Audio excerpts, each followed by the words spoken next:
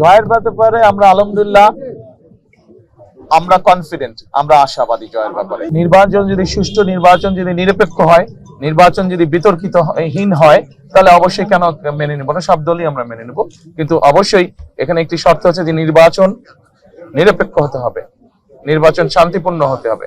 আমরা যেসব অনাকাঙ্ক্ষিত ঘটনা দেখছি, যেভাবে মানুষকে বিভ্রান্ত করার চেষ্টা হচ্ছে, সেই এরকম বিষয় তো অবশ্যই মেনে নেওয়া যাবে না, কেউই মেনে নিবে না। ফল গণনে কেন দেরি হবে? দেরি হবার কোনো কারণ নাই। বাংলাদেশের নাম্বার ওয়ান স্টিল বিএসআরএম। আমি ঢাকা শহরের কিছু জায়গা ঘুরে এসেছি। আমার কাছে যেটা চোখে পড়েছে যে মানুষের মধ্যে অত্যন্ত উৎসাহ উদ্দীপনা আছে। মানুষ তার গণতান্ত্রিক অধিকার, ভোটটা মানুষ প্রয়োগ করতে চায়। কিন্তু এরই ভিতরে গতকাল রাত্রে অনেকগুলো অনাকাঙ্ক্ষিত ঘটনা ঘটেছে, যা আমরা বিভিন্ন নিউজ মাধ্যমে দেখেছি, এবং গাড়িতে বসে আমি নিউজ মাধ্যমে দেখছিলাম যে একই ধরনের ঘটনা অনেক জায়গায় ঘটছে কিছু রাজনৈতিক দল বা তাদের সদস্যদের দ্বারা।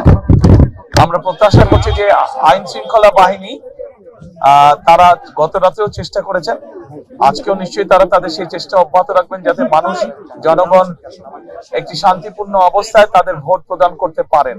কারণ গত এক যুগেরও বেশি সময় ধরে মানুষ এই অধিকার থেকে বঞ্চিত ছিল।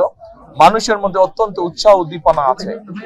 আমি সকলকে আহ্বান করব, আসুন আমরা সকলে মেনে চেষ্টা করি মানুষ যাতে শান্তিপূর্ণভাবে, সুন্দরভাবে তাদের এই অধিকারটি প্রয়োগ করতে পারে, এবং আমরা সকলে মিলে একটি আমাদের প্রত্যাশিত সুন্দর বাংলাদেশ আমরা গড়ার উদ্যোগ গ্রহণ করতে পারি। তাহলে জয়ের ব্যাপারে আমরা আলহামদুলিল্লাহ আমরা কনফিডেন্ট, আমরা আশাবাদী জয়ের ব্যাপারে। আমরা অন্তত এতটুকু অবশ্যই আসন প্রত্যাশা করছি যেখানে আমরা খুব সুন্দরভাবে দেশ পরিচালনা করতে সক্ষম হব। আমরা বলেছি যে আমরা যে সকল রাজনৈতিক দলকে একসাথে নিয়ে আমরা আন্দোলন সংগ্রাম করেছি, আমরা চাই আমরা কম বেশি সকলকে নিয়ে একসাথে দেশ পরিচালনা করতে। 5 ঘন্টা অতিবাহিত হয়েছে, কিন্তু আমি তো ঘুরছিলাম এতক্ষণ, বিভিন্ন জায়গায় আমি গিয়েছিলাম, কাজে আমি খবর নিতে পারিনি। এরই ভিতরে আমি মোবাইলের মাধ্যমে যে বিভিন্ন আপনারা যারা সংবাদ মাধ্যম আছেন, আপনাদের বিভিন্ন খবরগুলো আমি দেখছিলাম। আপনাদের খবরেই দেখলাম আমি যে বিভিন্ন জায়গায় এখনো কিছু অপ্রত্যাশিত ঘটনা ঘটছে। কোন একটি রাজনৈতিক দল এখনো কিছু অপ্রত্যাশিত ঘটনা তারা বারংবার ঘটিয়ে যাচ্ছে।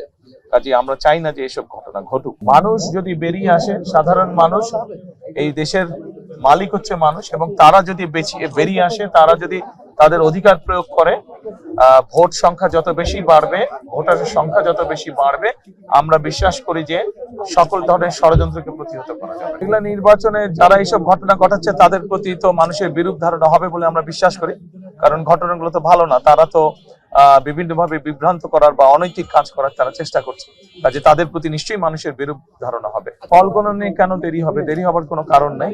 কেন দেরি হবে?